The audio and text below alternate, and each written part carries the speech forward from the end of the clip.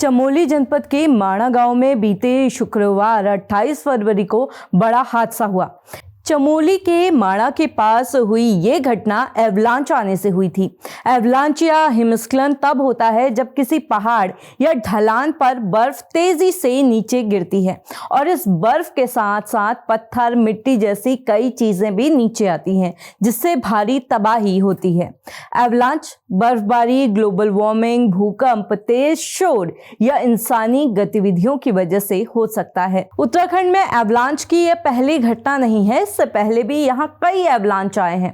2008 में कालिंदी पास में भी एवलांच हुआ था, जिसमें नौसेना के 5 पर्वतारोहियों सहित 6 की मौत हुई थी। 2012 में वासुकी ताल के पास हिमस्खलन से 5 पर्यटकों की मौत हो गई थी, जबकि 2019 में नंदा देवी की चोटी पर एवलांच हुआ, जिसमें विदेशी पर्वतारोहियों की मौत की खबर आई।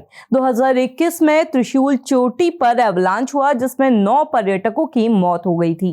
30 जून 2024 को केदारनाथ के गांधी सरोवर में भी एवलांच हुआ था, जिसके बाद अब 28 फरवरी 2025 को माणा के गांव में एवलांच हुआ और वो मजदूर के टीन शेड कैंप पर आकर गिर गया और वहां सीमा सड़क संगठन बीआरओ द्वारा बनाई जा रही सड़क पर काम कर रहे मजदूर दब गए। ये मजदूर बाहरी राज्यों से यहां काम करने आए थे।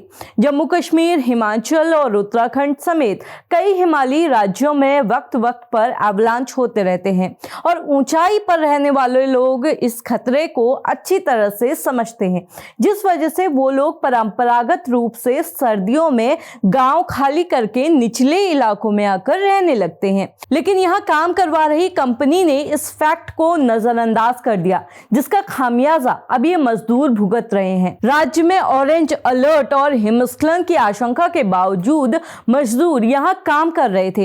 अब सवाल ये है कि आखिर ये कंपनियां कब तक ऐसी लापरवाही करती रहेंगी? बिना पहाड़ों की भौगोलिक स्थिति को जाने समझे यहां काम करवाया जाएगा। 7 फरवरी 2021 को जोशीमठ के तपोवन क्षेत्र में रैणी गांव पर ग्लेशियर फटने से भारी तबाही मची थी, जिसमें कई लोगों की जान गई थी और कई लोगों का तो आज तक पता ही नहीं चल पाया है। 2023 में उत्तरकाशी के सिलक्यारा टनल हादसे में भी इसी तरह की लापरवाही देखने को मिली थी, जब निर्माणाधीन सुरंग में भूस्खलन से 41 मजदूर 17 दिन तक फंसे रहे थे। आप इस बारे में क्या सोचते हैं, हमें कमेंट में जरूर बताएं। अगर आप हमें फेसबुक पर देख रहे हैं तो हमारे पेज को फॉलो करना बिल्कुल ना भूलें। अगर आप हमें यूट्यूब पर देख रहे हैं तो हमारे चैनल को लाइक, शेयर और सब्सक्राइब भी जरूर कर लें।